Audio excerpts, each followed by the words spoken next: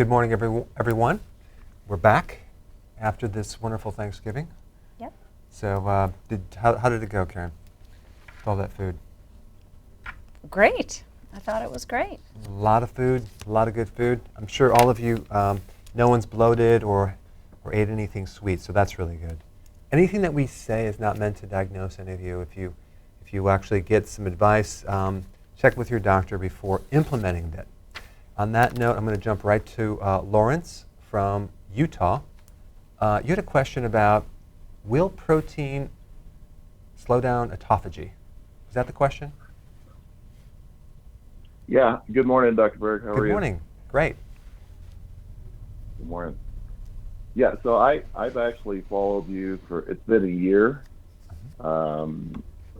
since I've been on your healthy ketosis. So I've been following intermittent fasting for quite some time. I've lost about 137 pounds in less than a year on your intermittent fasting and healthy ketosis. But yeah, I'm an ex-athlete, played Division I football, but I never ever did keto during my college years. Wow. But my question comes into play because I work out a ton, sometimes going 24 hours intermittent fasting. Mm-hmm. But my whole thing is the autophagy. I love the benefits of autophagy. Mm-hmm. And I'm not so much concerned with, the other stuff, but if I were to, I guess my question is, Dr. Berg, I prolong autophagy with just doing fat, MCT oil. Will that keep it going? And I don't mind too much about breaking my fast. My whole thing is keeping autophagy going. Yeah. Okay. Good topic. Autophagy kicks in when you're not adding any calories into your body, especially protein. Protein will stop autophagy. Sugar will stop it even more. So if you really want to max out on your autophagy, you want to only drink water and try to go as long as you can. So that being said, there are things that will be minimal in kind of slowing down autophagy, like the MCT oil or some of the fats, because it doesn't really have as much of effect on insulin, and it'll turn into ketones. So that's cool. Exogenous ketones won't really block autophagy too bad. So you can probably do some of that, especially if you work out. It'll give you some direct fuel that doesn't actually have to go and be metabolized. It just goes right into the blood, into the brain. But as far as protein, I would probably not do the protein. There is one product you may want to consider too. It's basically, I have it on the site, it's called Essential Keto Aminos. And what's unique about that is that there's not really any breakdown involved. It's like pure amino acids in the right ratios. You take them, and 99% of them get turned over right into the tissues. And so you don't get any fuel from it. You don't get any waste like a lot of the other protein. So there's minimal digestion, and that might be something if you wanted to kind of enhance or build up muscle density or repair. That might be an option. But yeah, that's pretty much it. Thanks for your call, Lawrence. Appreciate it. Let's go to USA from Illinois. You had a question about high blood sugars in the morning. Go ahead. Hi, yeah. Oh, this is Lisa. Sorry, Lisa. Keto. I'm like, yeah. trying to read that says USA, but no, it's like That's Lisa. Okay. Lisa, yep, in Illinois, yep. Okay. I have been doing healthy keto your way since May of 2017, and I've been basically intermittent fasting for like a year now. I have been diabetic for a year, and I'm doing everything healthy eating and not on any kind of medication. But here's where my concern is. My blood sugars in the morning have been steadily going up. They used to be consistently around 180. Now they're like 230. And it just keeps going up, even with a night snack, like of crackers and some cheese.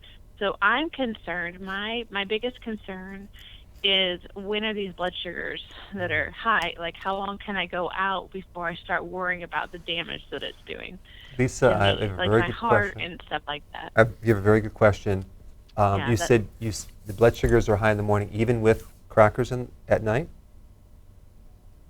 Yeah, even with, I'll do like a couple, like probably about 5 little pieces of cheese and 5 crackers. I try to keep it minimal because I'm trying not to make my carb load too high, but I'm trying to do something to sustain me, especially since I'm doing 16/8 fast, and I really don't eat a salad till the next day about noon or so. Okay.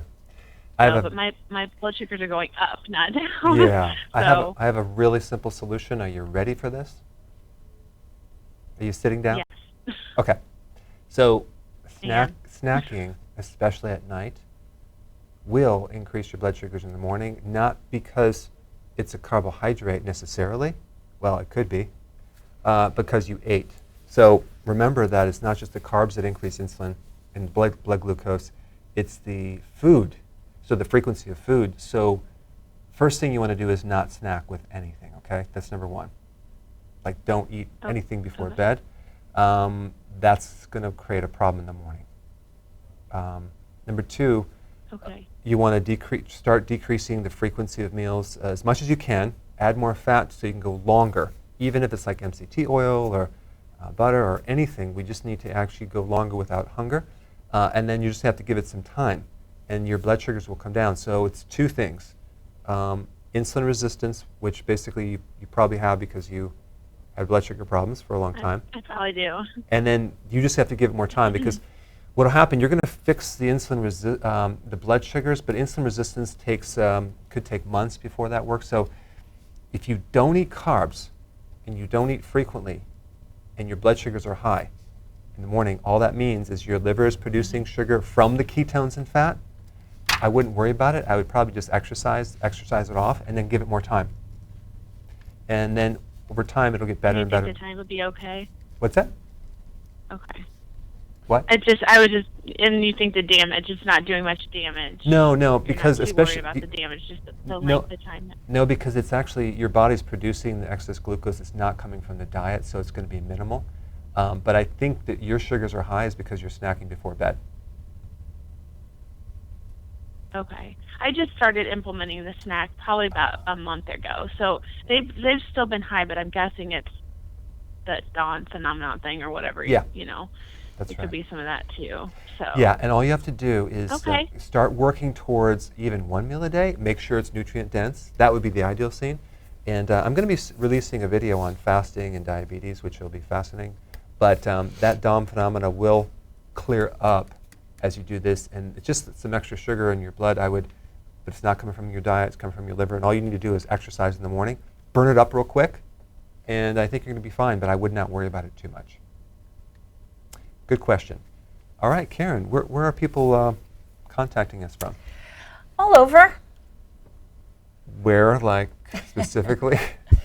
So far, we have UK, Canada, of course, all over the United States, South Africa, Serbia, Argentina, Denmark, India, Indonesia, Amsterdam, Sweden, Norway, and more. Wow. Yeah. That's amazing. Yeah, Iraq. Iraq. That's very cool. Yeah. What about some questions? Do we have any questions? Yes. So we have Debbie on Facebook, and she says she has really severe allergies. She can only eat about 20 foods. 20 foods. Okay. Most of which are carbs. Ah, okay. She is insulin resistant with a fatty liver. She knows that. And she gave up sugar. She's doing intermittent fasting. Okay. And she is losing about 1 pound a week. Is there any way for her to speed it up? Yeah, here's the thing. This is good to know. When you're trying to figure stuff out, you really need to know what normal is to compare it. You can't really evaluate a number if you don't know what's normal, because you have to go what's normal, what's bad. So 1 pound per week, honestly, is not terrible, because the maximum actual fat that a healthy person can burn per week is 2 pounds. So if you're doing 1 pound, and plus you're getting all the repair, so don't take a loss on that, number one. Number two, I would definitely get an allergy test to find out what protein that you're the least allergic to, and I would, shellfish, of course, most people are allergic to that. Not most people, but some people are. That would be a problem, but that would be a good source of protein. Eggs might be an issue. You just have to find out what protein. Could it be lamb or goat or horse meat or whatever, you need to find some protein that you can do. True allergies involve proteins. Usually people are not allergic to vegetables, but you might have some problems with that, or fats. So you're going to have to just isolate and find out that and just eat the same thing each time to be able to avoid the allergies. But you are running into a situation where you eat foods and then you react to that. But here's the thing. When you do intermittent fasting and keto, your allergies should improve over time, especially when you do intermittent fasting because the immune system improves. So to speed it up, coming right back to your question, you need to beef up, no pun intended, your vitamin D and zinc to help your immune system. That's what I would do. And then just give it more time. And then the last thing is to acidify the body with apple cider vinegar. But if you're allergic to that or have a sensitivity to that, I would take something called betaine hydrochloride, which will acidify your body and reduce the allergy impact that you have. Okay? All right, Karen. Another question? Mm-hmm. So here's a question about the nutritional yeast. Is iron in the nutritional yeast similar or a replacement for iron in meat? Wow. That's a very good question. I don't know. I've never been asked that. I've never looked that up. I'm going to look that up. I don't have an answer for that one. All right. And just to add to the list, Vietnam, Bangladesh, Cairo, Paris, Germany, Guyana, and the United Arab Emirates. Wow, that's awesome. So far. And then here's one question on conceiving. Someone trying to get pregnant. Is intermittent fasting good or recommended if you're trying to conceive? Now that brings up a very interesting topic because I always say don't do intermittent fasting if you're pregnant or you're lactating. So what about before when you're trying to conceive? And the answer is absolutely, positively, yes. You want to do intermittent fasting because that's going to increase autophagy and healing and restoration of the tissues and the endocrine system to a large degree. But make sure that you're doing the key nutrients for fertility, and that would be all the trace minerals. This is why, for example, like oysters, like it helps fertility. Foods that are like salmon will help with DHA, it helps fertility. Foods with high in vitamin E, as in vegetables. In fact, I don't know if you knew this, Karen, but the derivation of the word tocopherol, which is vitamin E, comes from a word that I can't actually remember right now, but it relates to being born or pregnancy or something. I'll come back to that. As I was going to tell you that, and I just completely forgot what the word was, but it relates to being born. So vitamin E will help someone get pregnant, and the foods that are high in vitamin E are the what foods? Shellfish. Good. Yes, it does have vitamin Fats. E. Yes, because it's a fat soluble. Vegetables. Yes, that's it. That's the main one. Vegetables, those green things. At least I wasn't wrong. It was a glorious moment. Okay, good. I think I answered that. Do you have anything else? Well, there's just a couple of people, not a lot of people, but a couple of people saying Thanksgiving is over and it's time to get back into keto. Yes. Now, should I list out some of the things that we had yesterday? Yeah, go ahead. Okay. Well, in addition to turkey and cauliflower mash and tons and tons and tons of vegetables, one of our guests brought keto biscuits. And the dessert list included pecan pie, cheesecake, lemon sour cream pie, chocolate cream pie, 3 different kinds of cookies, spiced pecans, fruit with whipped cream. Berries with whipped cream,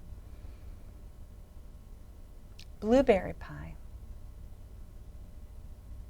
all of which actually, because people were so full from vegetables and turkey and dinner, there was only a little bit eaten, but that was the sampling.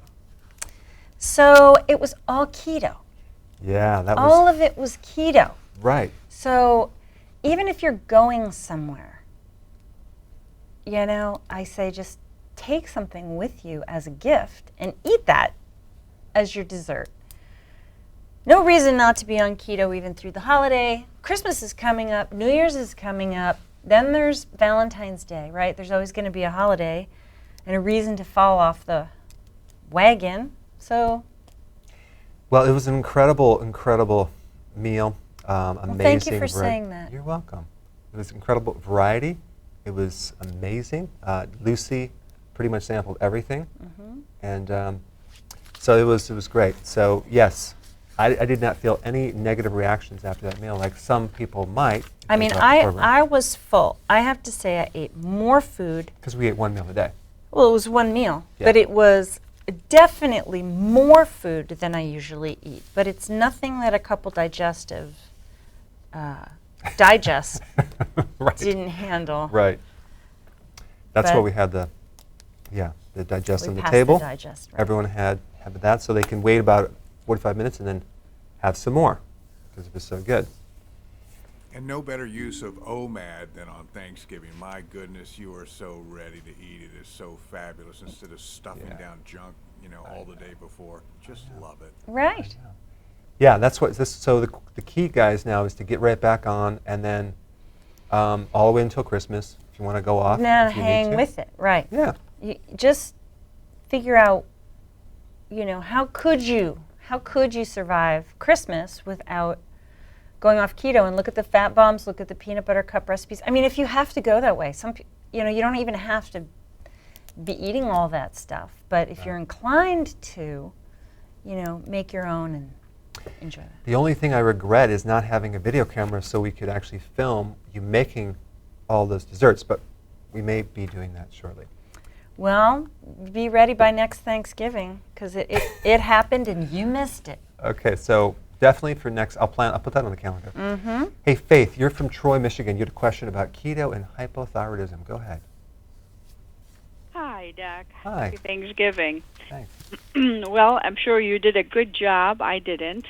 I fell off the wagon for sure. Okay. I hosted, so it was very tempting. But Yeah. my question is, I've been on my hypothyroid. I have it right after my terrible divorce. So I watched many videos that you did, and you talked about how some people get the hypothyroid after a very severe stress. And I don't really know if that's really what happened with me or that's just genetic. But ever since, it's been a really trial to lose any weight. I've been on keto diet for 3 weeks and having a lot of vegetable because I know with hypothyroid, from what I have been reading and researching, is that we cannot have very little vegetable. It will increase the cortisol, which is what hypothyroid anywhere does. And so I've been eating about 4 to 5 cups of salads, and I use avocado oil. Excuse me. I mean, I've been doing the keto, like according to what you're suggesting. But I have lost literally 1.5 pounds. I don't really know. I'm always bloated. I look like pregnant, Okay. And you said something very interesting in one of the videos that I watched last week.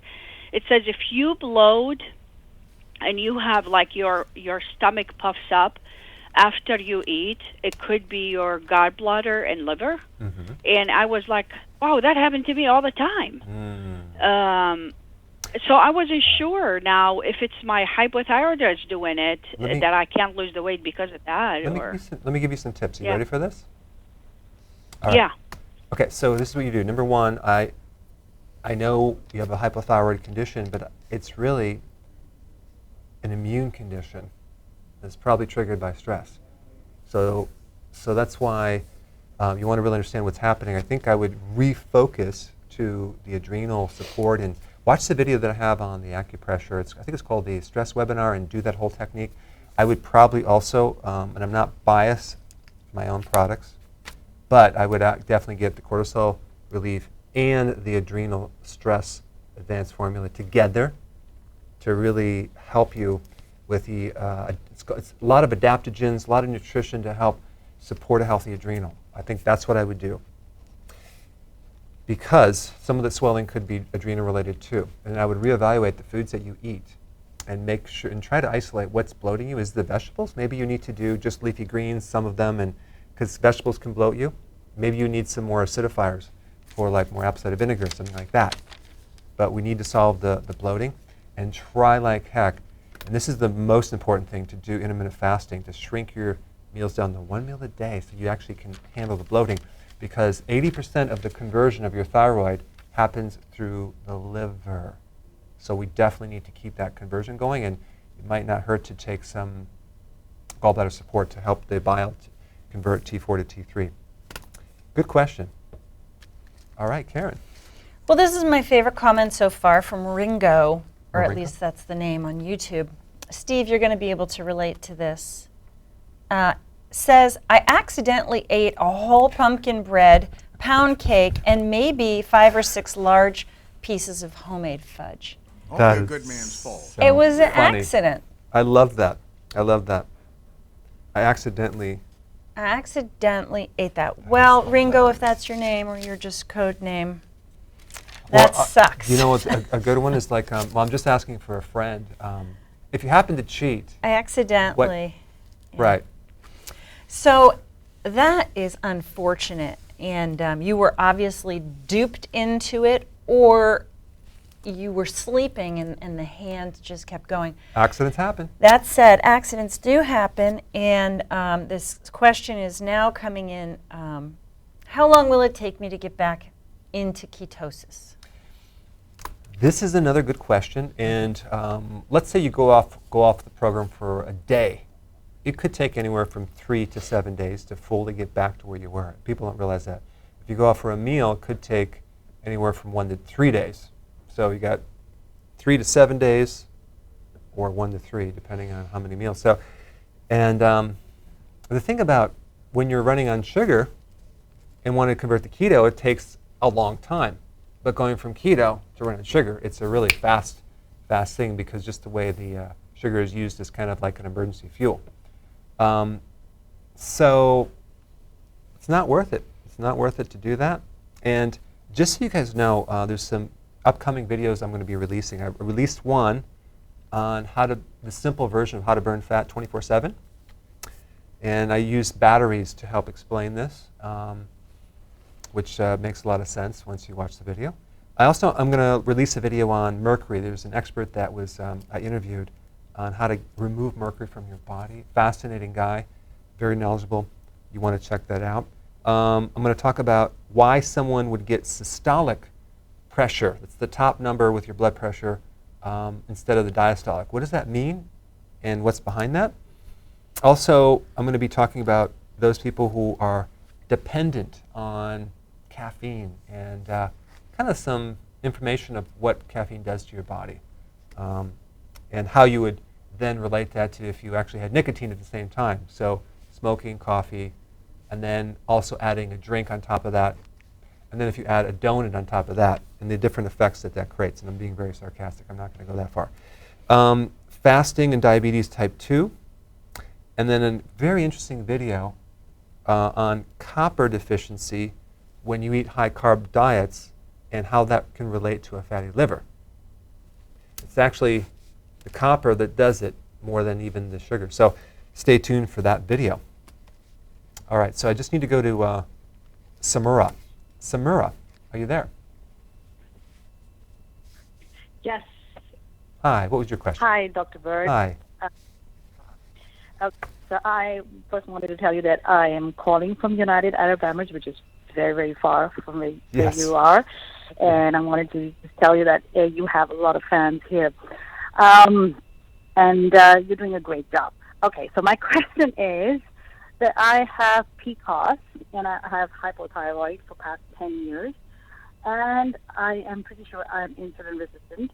And I've been on keto for about 5 months. But because I have hypothyroid, a lot of people keep telling me that a low-carb diet is going to mess up your thyroid. And somehow my thyroid symptoms come and go a lot. Like my hair fall has been constant. and I just don't know what I have to do to get that back. And I have occasional fatigue. I do have acne on my chin area. I do intermittent fasting for at least 4 days in a week, if not all 7 days. And I do take B12, and I have magnesium. I take wheatgrass. I take apple cider. So I'm doing all that, but I want to continue keto for lifelong. I mean, I don't want to do this for a diet purpose. I just want to do this as a lifestyle change. Yeah. But how do I continue that with my pre-existing conditions? How do I do it without any side effects to or deficiencies? Okay, here's the data. I did a video on this. You can search it out. What happens when you go on keto with the thyroid is that you don't really get any changes in your thyroid stimulating hormone. The hormone that is coming from your pituitary down to your thyroid, that seems to be maintained at a good level, and that's how they diagnose hypothyroidism. So it doesn't, it's not worsening things. What's happening is your T3 might go down simply because your body's now running on ketones, and the need for glucose is not there as much, so you don't need as much T3, which is the active form of the thyroid hormone. So in other words, I think that's really what's normal. And when you do more carbs, you need more T3 to run your body on. So because fat fuel is more efficient, ketones are a better fuel source. So I do not think you should go back to carbs. On the other hand, you mentioned you do this intermittent fasting 3 or 4 times a week. You need to do it 7 days a week, each day of the week. Intermittent fasting, not fasting, consistently to really see the results. Especially if you go off the program, it's going to, I think, create problems. So the key is making sure you have nutrient-dense foods, and you're trying to do that. But the fact that you have an ovarian cyst means that you are low in iodine. So I would add in more shellfish, iodine, zinc, things like that, and also more B vitamins. Biotin is going to be important for the hair. So you just need more B vitamins, and you need more trace minerals. Thanks for your call. Over to you, Karen. Okay. Okay, so the question is coming up, what sugar substitutes are okay to use, and which one should I use? And you can answer that. I just will say that it is individuals. It's pretty individual. You have to play with it and experiment with it for the most part. There are some, depending on what you're doing, that don't substitute for other sugars, like if you're cooking, and then there's others that could cause some kind of GI discomfort where with someone else it won't cause that at all. They can eat it all day long and it causes no trouble at all. So there's tons out there. The flavors are different, how they are used is different, the quantity you would use is different. I buy them all. I buy every one of them that comes on the market to try it out and test it. And some are awesome and some are awful, I think. Then there's other people who are like, hey, I use this all the time. It's great. So and then there are some people out there on YouTube that say that certain ones change the reaction, and then others that say they've done the same blood tests and don't have a response to it. So you really have to do your own testing, urine and blood, and see how it affects your ketosis and see how it affects your GI tract, because there are studies out there and then there's people out there that make blanket statements, and I think in the end, you really just have to take responsibility. Everybody should have a blood and a urine tester and what's check it out. Karen's talking about the ketone meter, Yeah. blood meter, and also the urine ketone sticks she's talking about, and also the blood glucose, because that's a really good tool to just measure before and after. And the insulin. To measure indirectly insulin spike, because the sugar is going to, if the sugar is high, insulin's going to be high too. So, because that's what triggers insulin. But here's the thing. You're right. You have to test it on yourself, because I do very well on xylitol. Karen does not do good on that. She can do better on erythritol. It's terrible in cooking, erythritol. Right. But you do better. Xylitol you're talking about. Oh, yeah. But she does better on erythritol. I don't do good on erythritol, but I think you try to cook with that. Erythritol, it doesn't melt or it will dissolve. I've seen it dissolve in boiling water and then granulize again. I mean, it didn't even melt in boiling water. I mean, I hate using that in baking or cooking. So try to stick with stevia or monk fruit as much as you can, and then I would probably stick with either erythritol or xylitol, but not mannitol. Maltitol. Maltitol. That's the worst. The other thing to know about stevia is the stevia powders, even the little packets, you have to look. They add maltodextrin. Yeah, right. You do not want to eat that. I don't know why. I mean, I do know why. Shelf life. And I'll tell you another thing. Next summer, stevia grows like a weed. Yeah. It really grows like a weed. You can plant some stevia, and then I always recommend everybody that's trying to do anything in the kitchen have a dehydrator of some kind, or just use your oven and dry the leaves, and then crush them up. You'd be amazed how much you can use that. But anything else you want to say? Well, I just wanted to say one last thing, and then I'm going to zipit.com, and that has to do with, as I'm trying to recall what I was going to talk about, it'll come back to me. It's coming back. Sugar alcohols. Wow. Well, okay. as my mom used to say, it'll bubble up. It might be 3 questions from now, but it will bubble up, and then you will just have to spit it out to whoever's sitting next to you. Your mind is turning a page. Yeah. When they said your life is a I think a we blank just have slate. a moment of silence, and just let me try to remember. Okay, ready, everyone? Yeah. Moment Okay, of good. silence.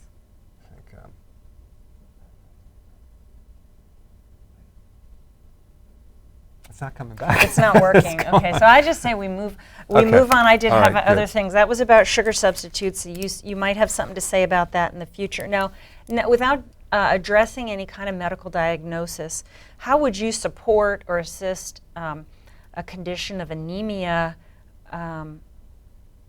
Would keto lifestyle or intermittent fasting not support it, support it?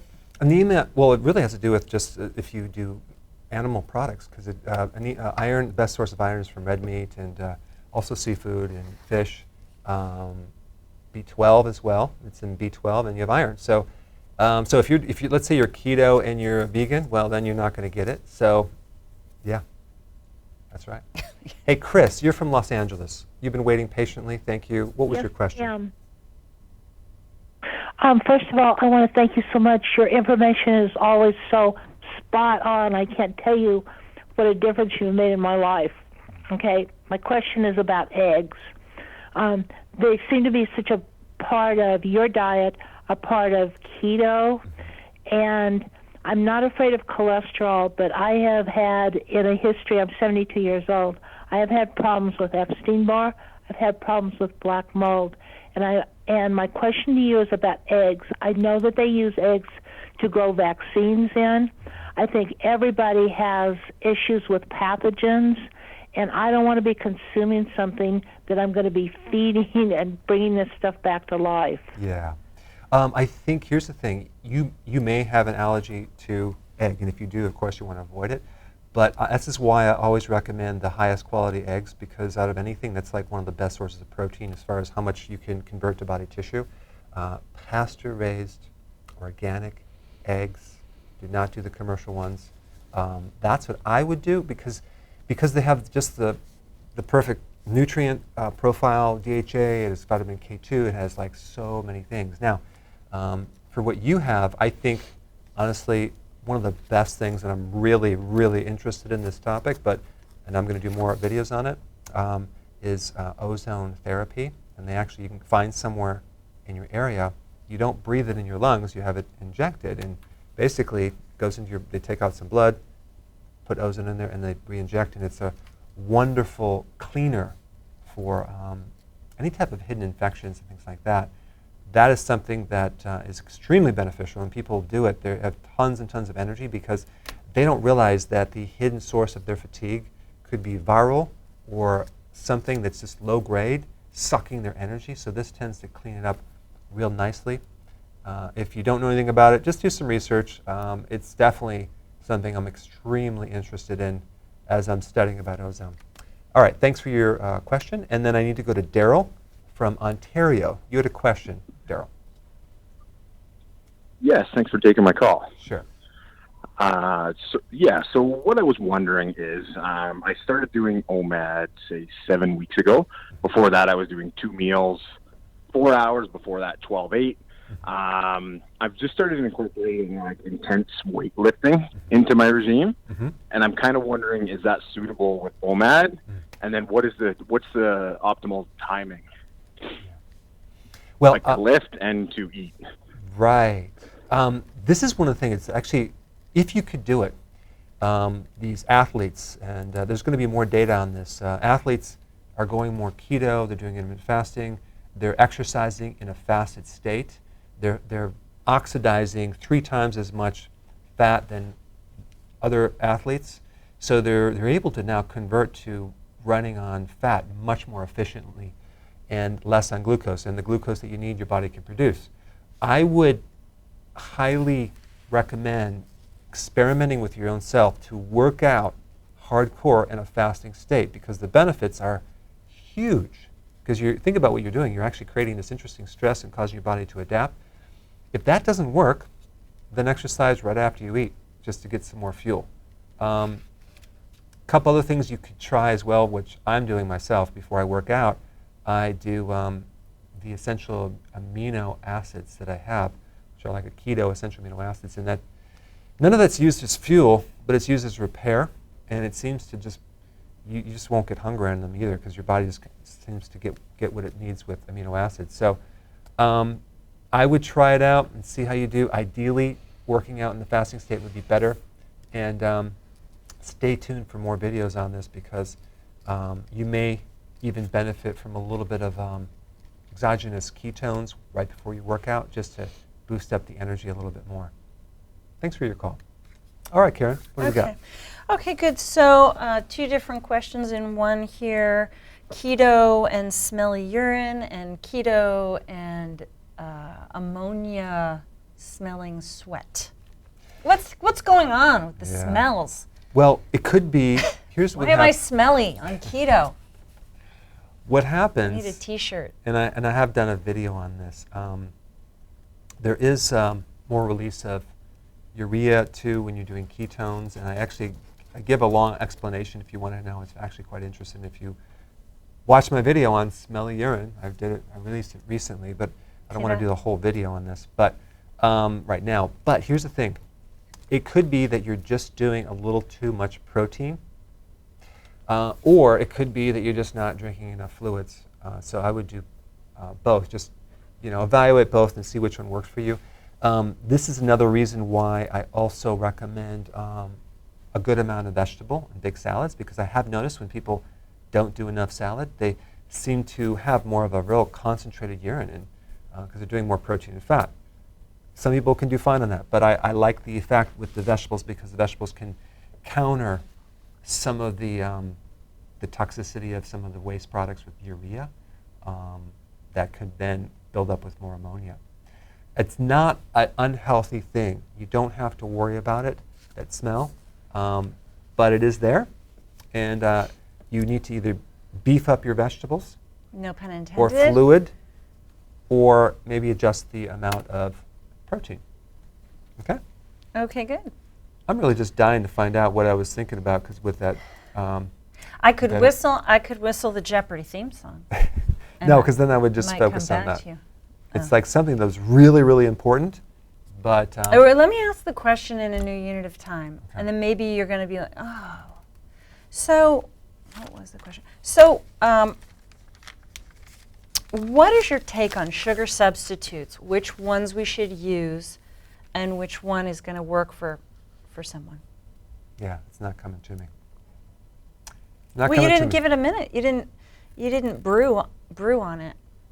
True statement. Okay, so let me ask other questions then, because now first of all, I have to say we have fans in Aaron Bacon is the name. I don't know. Is that your real last name, Bacon, and you're on keto? That would be awesome. Or is it just your favorite food? Anyway, I don't know why I mentioned their name, just because he thinks, that we're awesome, and so we're having this little dialogue. Well, he doesn't think here. of us awesome anymore after we made fun of his name. I'm not making fun of it. I think it's awesome. Okay. But you never know on YouTube. Is this Yeah. like their code name? Right. Or is this the real name? Nobody uses their, like, here's R. Nixon. Like, is this for real or is this not? Who knows, right? Okay, anyway, like, what is your thought on duck eggs? I love duck eggs. Right. Someone's wondering if they should get ducks and have them in their backyard. and eat Absolutely, them. yes. We would because- have them in our backyard if the homeowners association allowed wildlife. The amount of egg yolks are just double the size. There's actually they're less protein, but they're a heck of a lot more yolk, and you have a lot of good phytonutrients to help prevent macular degeneration too, Karen. That's like the most important thing right there. I am going to do a video on if you really need nutrients in addition to your diet, because people always says, well, I shouldn't have to take nutrients.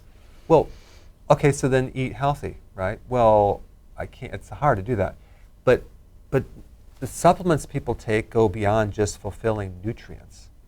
Like there's other purposes of these things. Like for example, the antioxidant profiles that help to Blah, blah, blah, blah, blah, blah, blah. antioxidants. Blah, blah, blah, blah, blah, blah. Okay, so that's things that help protect you against the complication of all the different diseases out there.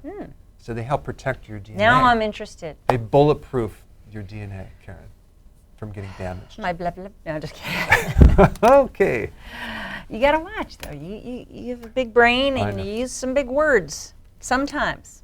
And then you have Well, some nice videos to that's- explain all that. That's why I need someone to kind of tell me if I'm using a big word. Now, Flavio on Facebook, and I hope that's your real name because that's an awesome name, Flavio, wants to know about the load on the liver. And I thought that was a good term. The load on the liver. What do you want to know about the load on the Well, liver? what things in life, what things would people be eating, or what kind of lifestyle would be creating a significant load or stress, which is what I'm Yeah. assuming the Okay. question is, a stress on the Okay. liver, and then what is that going to look like in your life? That's a great question. I because thought it was a I great think I need to question. do a video on that. Okay. I think there's things that are really, really toxic to the liver. Mm-hmm. Chemicals, poisons, pesticides. Alcohol is toxic to the liver. Save the liver. That's right. But there's something that's that like the stuff that people don't know. It's large amounts of soy protein isolates or concentrated low-fat protein powders are really hard on the liver. Why? And because nature's designed protein always to come with fat, and with the digestive process, it's easier to digest. It's lower on the insulin index. It's just healthier. But when you start doing refined process, it's just you're left with the liver having to do with all this extra processing.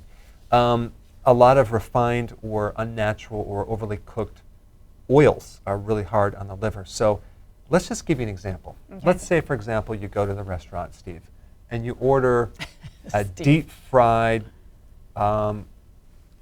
seafood buffet, or not a buffet, but just a bunch of food with breading, deep fried in The sampler soy platter. or corn oil, The deep fried sampler Can I platter. leave now? and then No.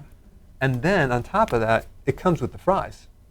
So the And the fries bread. are deep fried. The cornbread The cornbread. is GMO. So the fries are deep fried in, and then you put high fructose corn syrup ketchup on it. Okay. On top of that, you want to put the Cheese Whiz, which is not your regular cheese, and then you're going to consume that. Talk about your poor liver. It's going to have a heck of a time. And you're saying that's wrong?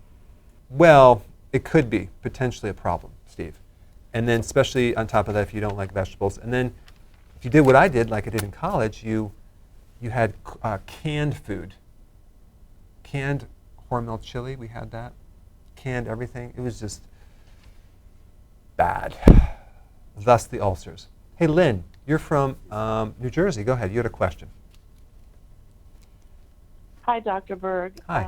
I've been on keto since July, the end of July, and my A1C has gone down from 5.9 to 5.1. Wow. And I'm doing very well. I do IF. And my question is, sometimes when I try to get energized and either go to the gym, I make a veggie drink with spinach, parsley, and kale, and I put my trace minerals in, my nutritional yeast, zinc. I use fresh ginger and turmeric, and I drink that like it's an 8-ounce glass of veggies. Wow. So does that break my fast? You know what? Maybe they're in a minor way, but I like that. I think that's a great thing to do. I think it's you're going to put a lot of concentrated live enzymes and nutrients in there and phytonutrients. So you may break the fast for a small period of time, but it's nothing significant because you're not adding the carrot juice and the apple juice that I used to do. No. So that's good that you don't do Yeah, that. and it's totally liquid. It's all liquid. Love I it. put it in a Vitamixer. Love it. So, and I'm telling you, it is so good. It is so good. Yeah, that's and good. this is my new way of life now. I'm love trying to lose 100 pounds. Right. And so far, I've lost 31. I went to Thanksgiving dinner with all my family. All I had a little bit of turkey. I had some chicken breast, collard greens and collard greens and cabbage, and green beans, and that's all I eat. Love it. Well, there's just one more thing that you may want to just try just for a fun experiment. If you have 100 pounds of weight to lose and you wanted to speed things up, go try to do one meal every other day and make sure it's a very big meal, because I have some people doing that and it just speeds up the results so fast. If you wanted to, you do it on a slow level so you're not hungry, but there are people doing that and doing very well. We wanted to ring the bell for her, but it was missing, so for the 31 pounds toward the 100 so loud. there you go. Wow, that was Thanks. loud. Thanks, Steve. Whoa! Okay, great. Thanks, Lynn. All right. Karen, Yeah. any question? If not, that's fine, because We'll take another question. We've done a lot of social media. All right. So what about Margaret from Switzerland? Are you there? Yes. Yes. Hi. Bonjour. Bonjour. Bonjour. So my question is, how can you identify once a leaky gut is, what are the indicators for leaky gut that is healed or repaired? And question number 2 is, you talk about an 18-hour window for intermittent fasting. When it's insulin resistance at a stubborn level, when does the weight start to lose? Okay. So it really depends, Margaret, on your metabolism. Okay. If you have a slow metabolism, it could take some time for your body to heal before you start losing weight. Realize, because sometimes some of that food that you're eating is turning over and building up more muscle tissue, which is, if you look at the comparison of volume, it's if you're gaining more muscle and or losing more fat, it's you may not lose weight initially, but you'll be shrinking. So look at your belly for the indication that it's working for that. So if your belly is shrinking, then it's working. If your cravings are going away, it's working. I wouldn't worry about the weight loss. Watch the video I just released today that will explain the get healthy first. But as far as leaky gut goes, you're right. Intermittent fasting is one of the most powerful things to do, and you want to get to minimally 20 hours of fasting to really help yourself. The only really correct way to know if it's still a leaky gut is you're going to have to do some extensive testing if you really wanted to know, which involves potentially a scope, or there's some other testing as well, but it's very expensive. So I don't even recommend that. I just recommend that you keep doing intermittent fasting and doing healthy keto to repair the inflammation in the gut, because it's going to repair the cells of the small intestine and the cells of the large intestine run on a couple different fuels. One would be, well, the large bowel will run on fiber, which converts it to a certain natural chemical, so they can actually ferment fiber and live on that, the byproducts of that. And also glucose, which you want to avoid. And they can live on ketones and glutamine. Right? Glutamine is an amino acid that the cells can live on as well. So a lot of times people take that as a supplement to heal their gut, but it comes from food as well. So that's kind of what your cells live on. And then the last thing that I would do is I always recommend like chlorophyll from like a concentrated, good high quality wheatgrass juice powder. So when you take that, it has properties to help to heal the inside lining of the intestinal wall. So that's another thing you can do. All right, that was a long answer. And Karen. Yes. We need a question here. Okay. Oh, now I remembered. I remembered what I was going to say. See, it bubbled up. Ta-da! It's Black Friday today. And But that has nothing to do with sugar. I know, but this is on a different topic. For those of you that don't know, we have a huge discount special on our site. If you go to the site, you can check it out today only. If by a small chance it's shut down, that's because they had to do some type of a maintenance for 5 minutes. So, just come back another day. That's all I wanted to say. All right, now you can answer the question. Okay. Ask the question Okay. and answer it. Okay. Wow.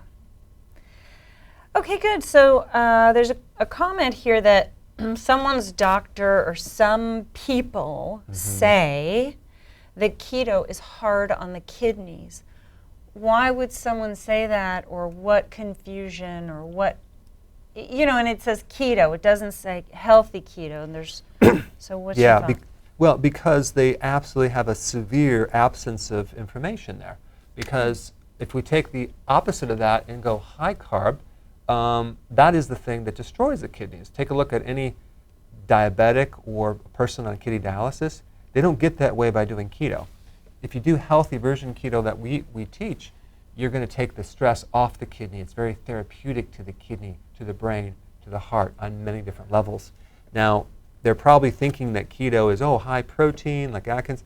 Well, we're not talking about that. We're talking about keto. It's definitely different. It's healthy moderate protein. But really the truth is that there's not a lot of studies that show any relationships on humans in any way that show high protein even damages the kidney. So that argument is out the window. Oh, I forgot one more thing that I'm going to do. Okay. I'm going to do a video on a recent post by someone releasing a publication of a study that wasn't even released yet. Some researchers were commenting on a study and said that we just now found that going on ketosis could actually worsen your cancer because cancer cells can live on ketones and fat. That is completely not true. I actually reached out to Professor Thomas Seyfried, who basically does massive research in Boston on cancer. So he gave me some really interesting data on what they did with this conclusion. It's absolutely ridiculous when you see the type of mice that they did this on, which doesn't even relate to humans or even regular mice that you do testing on. It's like, so I'll do a video on it. So don't buy into that. And then also they quickly, after he commented on that post, they shut it down. They shut down the study now. You can't even find it.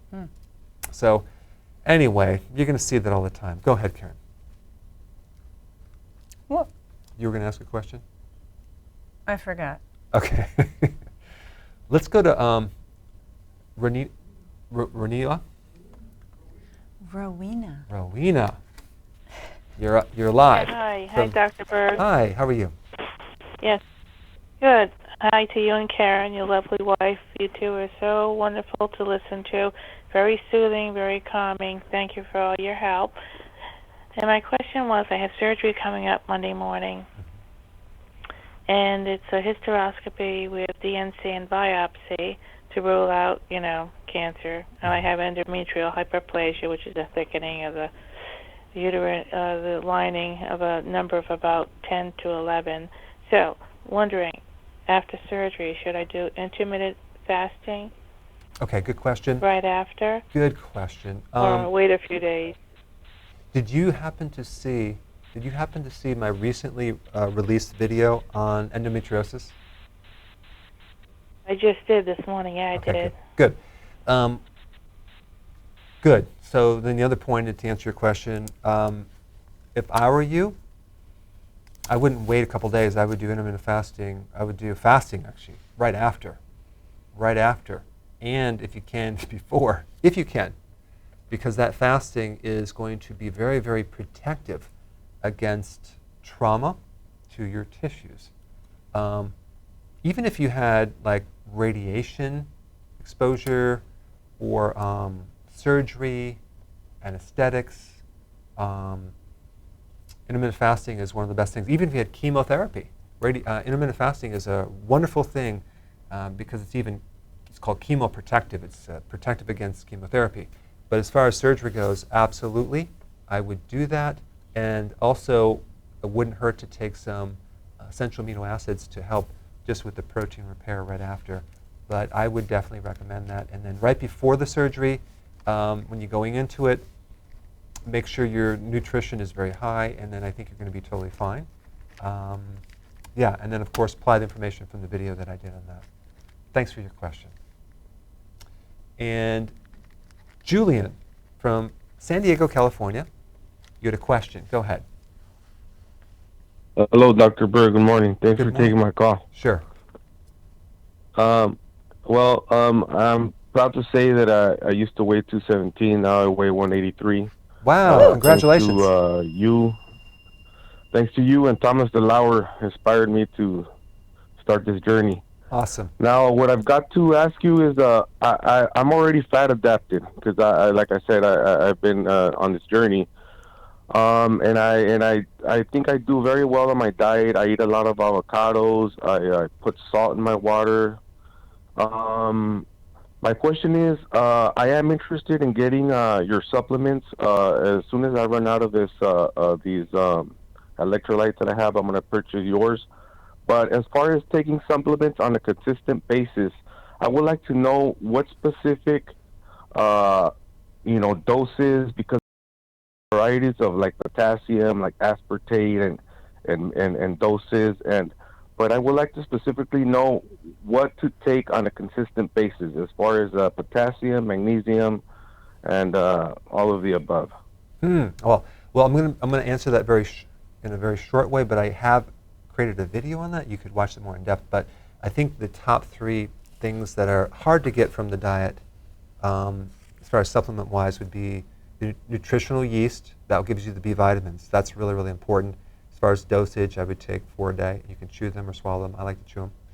The electrolyte powder, if you do minimally 1 scoop a day, that will give you, really helps your potassium and magnesium and other minerals. So that would be really cool. And by the way, there are some copycats out there with our product. And what's interesting is that they're not using the same ingredients. And especially like the natural versus synthetic flavoring, which makes a big difference, which I'm going to do a video on that. So if you see like a different version, it's definitely not the same, okay? And then the other thing too that's going to be really important is I think the wheatgrass juice powder, not just for the concentration of nutrition, but for the amount of phytonutrients that are in there to just help you from many different levels. So those 3 are very, very essential in like 1 scoop a day. If you can do that, that would be the ideal situation.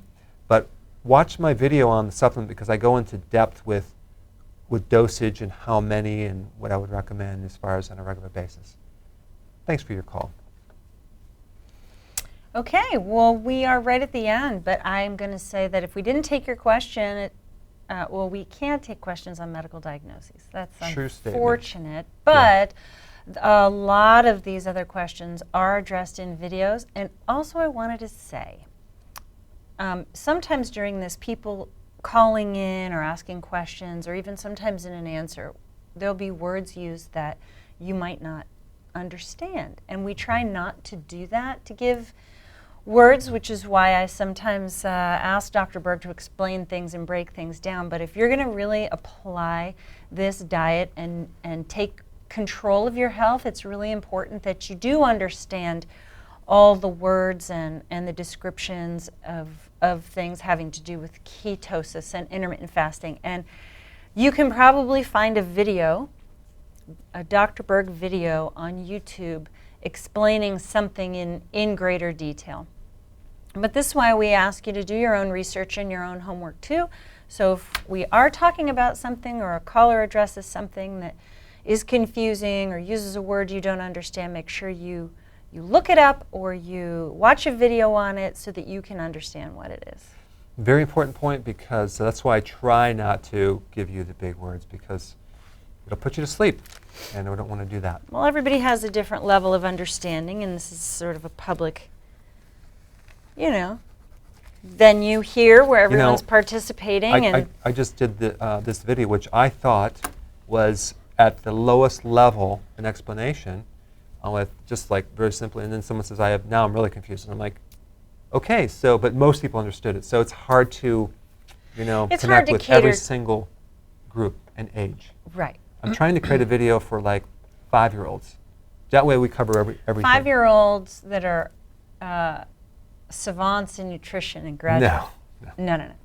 Well, you have a very senior understanding, so you do a great job at the videos. And then some people were asking, what is the website? So the sale for supplements is on drberg.com. Yes, go there and you'll see it. There'll be a big button. And there were some questions about supplements that we didn't get to. There's pretty detailed information on every single supplement on that site as well, in addition to recipe videos and a membership site and all kinds of fun, free downloads, drberg.com, and that's probably the only commercial you'll get. We should probably do more of that, but we don't. But there's a lot of help there for you too. On that note, have a wonderful weekend. Yeah, Black Friday. And we'll see you next week, guys. Have a good one. See ya.